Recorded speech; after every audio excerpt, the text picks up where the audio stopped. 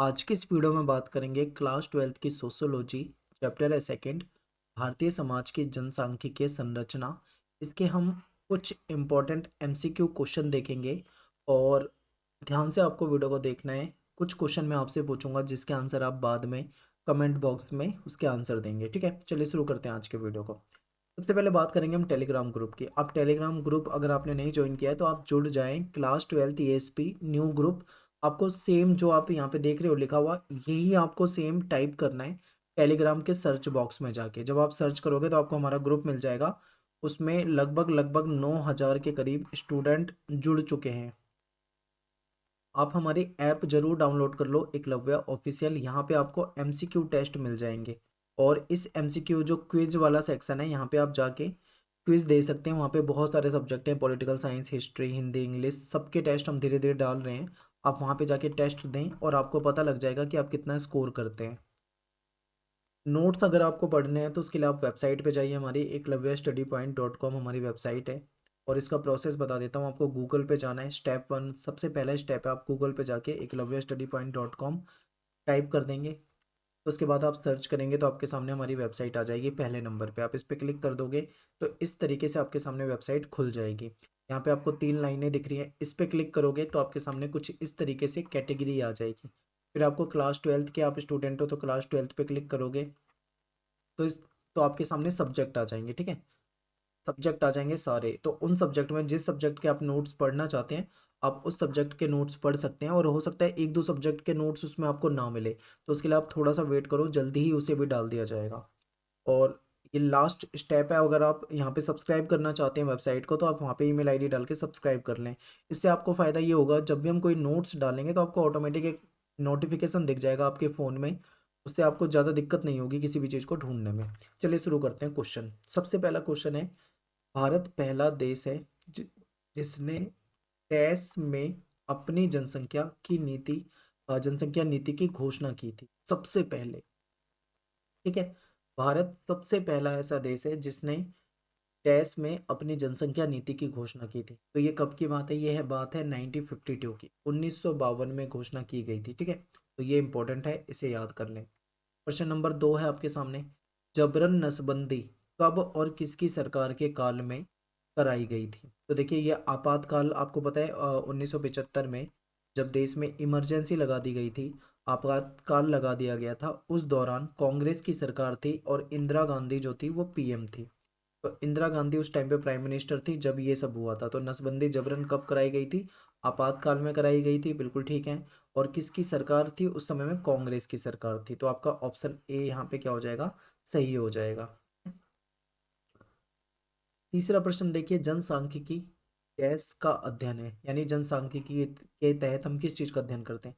Option है जनसंख्या का, रोजगार का, आय व्यय का, या इनमें से कोई नहीं। तो आपको सीधा यहाँ पे जनसंख्या, ठीक है, जनसंख्या से संबंधित हो जाएगा ये। क्वेश्चन नंबर 4 देखिए, आपातकाल के बाद राष्ट्रीय परिवार नियोजन कार्यक्रम का नाम बदलकर डैश किया गया था।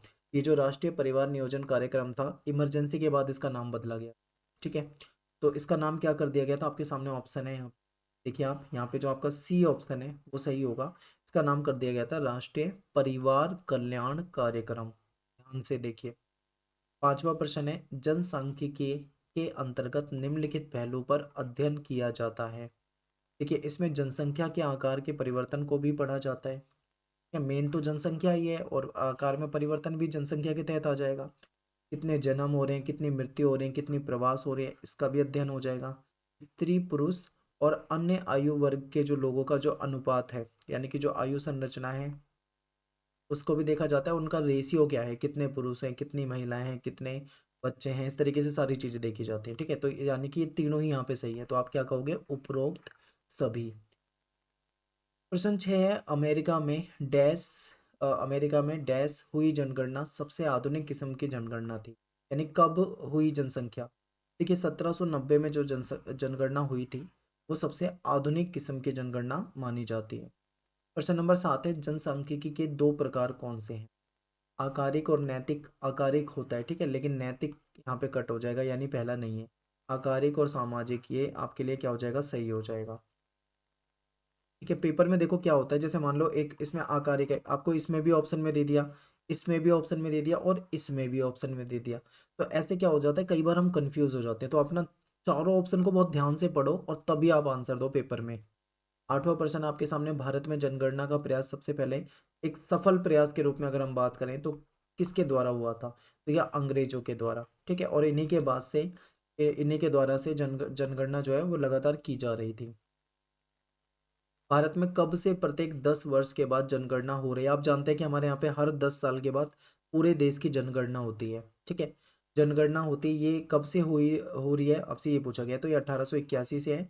और जनगणना जब की जाती है तो ये पता लग जाता है कितनी जनसंख्या है, कितने पुरुष है, कितनी महिला है, किस राज्य में कितनी जनसंख्या है, कितने साक्षर है, कितने साक्षर नहीं है। जब सरकार को ये सारा डाटा पता लग जाता है तो उसको एनालाइज करके सरकार के द्वारा जनता के लिए नीतियां बनाई जाती है, यानी कि पॉलिसी बनाई जाती है। जब सरकार के पास पूरे आंकड़े होंगे तभी वो क्या करेंगे, उस पर अध्ययन करेंगे और उसके बाद पॉलिसी बनाएंगे। 10वां क्वेश्चन है, एसे ऑन पॉपुलेशन का संबंध किससे है, तो ये देखिए थॉमस रॉबर्ट मॉल्थस, मैंने आपको बताया था कि इन्होंने एक सिद्धांत दिया था। ठीक है, एक सिद्धांत दिया था, तो ये इन्हीं के एसे में उसके बारे में बातें बताई गई है। क्वेश्चन नंबर 11 है, थॉमस मॉल्थस ने कैसा सिद्धांत दिया था, ये एक निराशावादी सिद्धांत था। अगर आपने पढ़ा हो तो आपको पता होगा कि ये केवल ऐसी बातें कर रहे हैं, यानी ये कह रहे हैं इंसान जो है हमेशा बुरे हाल में ही रहेगा, जनसंख्या जो है तेजी से बढ़ेगी, लेकिन जो खाने पीने की चीज़ें हैं या जो भी उत्पादन है वो उतनी तेजी से नहीं बढ़ेगा, तो इंसान हमेशा दरिद्रता की स्थिति में रहेगा। कुछ इस तरीके की इन्होंने बात करी थी, तो आपको लग जाएगा कि ये एक निराशावादी सिद्धांत है। 12वां प्रश्न देखिए, मॉल्थस के निराशावादी सिद्धांत की आलोचना किसने की थी, उदारवादियों ने भी की थी और मार्क्सवादियों ने भी की थी, यानी कि दोनों ने की थी। ठीक है, इन दोनों ने ही करी थी, यहाँ पे ए और बी दोनों, इस तरीके से होना चाहिए था ऑप्शन। ठीक है, तो आप समझ गए होंगे 12वां। 13वां प्रश्न देखिए, जनसंख्या वृद्धि के 3 बुनियादी चरण किस सिद्धांत में बताए गए हैं, तो ये जनांकीय संक्रमण जो सिद्धांत था इसमें बताए गए थे। प्रथम अवस्था, द्वितीय अवस्था, तृतीय अवस्था। आपको चैप्टर की अगर आपने वीडियो नहीं देखी है तो आप चैप्टर की वीडियो को बहुत अच्छे से देखो, वहां पे मैंने एक एक चीज बहुत डीप एक्सप्लेन किया था, तो ये आपको वहां पे जरूर देखना है वीडियो, ताकि आपका तैयारी अच्छी हो जाएगी। क्वेश्चन नंबर 14 देखिए, भारत विश्व में डैश सबसे बड़ी जनसंख्या वाला देश है। देखिए भारत ना दुनिया में दूसरा आप कह लो, क्योंकि पहले नंबर पे तो चीन आता है। चीन जो है वो दुनिया में सबसे बड़ी जनसंख्या वाला देश है, लेकिन भारत का कौन सा स्थान आता है, दूसरा स्थान आता है दुनिया में जनसंख्या के मामले में। और ऐसा कहा जा रहा है अगर भारत अपनी बढ़ती हुई जनसंख्या पे काबू नहीं पाता है तो हो सकता है चीन को भी पीछे कर दे और दुनिया में नंबर 1 पे पहुंच जाए, तो ये चीज़ अच्छी नहीं होगी, क्योंकि जनसंख्या बहुत ज़्यादा बढ़ना किसी भी देश के लिए सही नहीं है। 15वां प्रश्न देखिए, भारत में सबसे अधिक जनसंख्या वाला राज्य कौन सा है। देखिए क्वेश्चन पूछना मैं भूल गया हूँ, आप यहाँ से कमेंट में बताएंगे, मैं आपको आंसर नहीं बता रहा हूँ। इसमें से कौन सा ऑप्शन सही है, आप मुझे कमेंट में बताइए। आज का ये आपके लिए पहला क्वेश्चन है।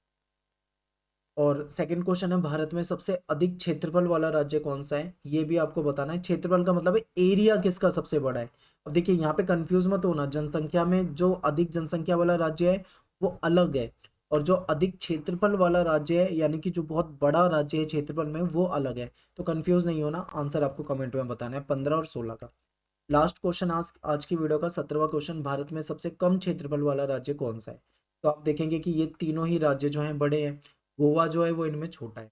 तो गोवा सबसे छोटा राज्य, जब आप मैप में भी देखते हो, मान लो आप मैप देखोगे तब आपको गोवा बहुत छोटा सा दिखेगा, बिल्कुल एकदम इतना छोटा कि आप बाकी राज्यों के मुकाबले बिल्कुल छोटा। ठीक है, तो गोवा आपका यहाँ पे सही आंसर हो जाएगा। केवल 2 क्वेश्चन आपसे मैंने पूछे हैं, जिसका आंसर आपको मुझे कमेंट बॉक्स में देना है। ठीक है, तो मिलते हैं नेक्स्ट वीडियो में फिर। थैंक्स फॉर वॉचिंग सभी को। जय हिंद, जय भारत।